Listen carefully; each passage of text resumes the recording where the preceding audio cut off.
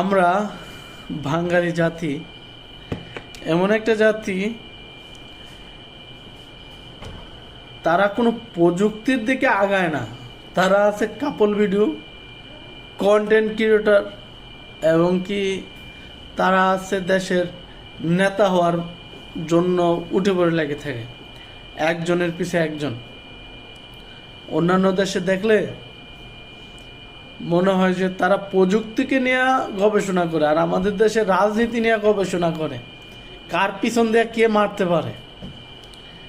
আসলে দেশটা আগে যাইতো, বাংলাদেশের নোংরা রাজনীতিটা যদি বন্ধ থাকতো, সুন্দরভাবে দেশ চালাইতো, আর দেশের যে শিক্ষিত সমাজগুলো ছিল তারা যদি প্রযুক্তির দিকে আগাইতো, আসলে দেশটা অনেক সুন্দর হতো, অনেক অনেক। কারণ আমাদের বাংলাদেশের মাথাগুলা, বাংলাদেশের ভাই বোনদের মাথাগুলা এত ভালো, অন্যান্য দেশ থেকে তাড়াতাড়ি ডেভেলপ করতে পারতো, কিন্তু তা না। তারা আছে কিভাবে কার পিছন দিয়া কিভাবে মারবে, কিভাবে রাজনীতি, নোংরা রাজনীতি নিয়ে খেলবে, এই নিয়ে ব্যস্ত থাকে সব সময়। কিভাবে কাপল ব্লক করবে, কিভাবে কন্টেন্ট ক্রিয়েটর হবে, এই নিয়ে ব্যস্ত। আসলে প্রযুক্তির দিকে কেউ আগায় যাইতেছে না।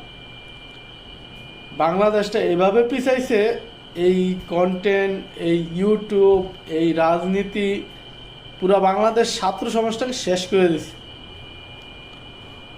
অন্যান্য দেশের দিক তাকাইলে আমরা যারা প্রবাসে আছি তারা দেখি অন্যান্য দেশে মানে ভালো ভালো হাই পর্যায়ে ইন্ডিয়ান, ফিলিপাইনি, ইরানি, লেবনানি, ওরা মানে এশিয়ার ভিতরে মানে ভালো অফিসগুলা ওরা ডেভেলপ, মানে ওরা দখল করে রাখছে।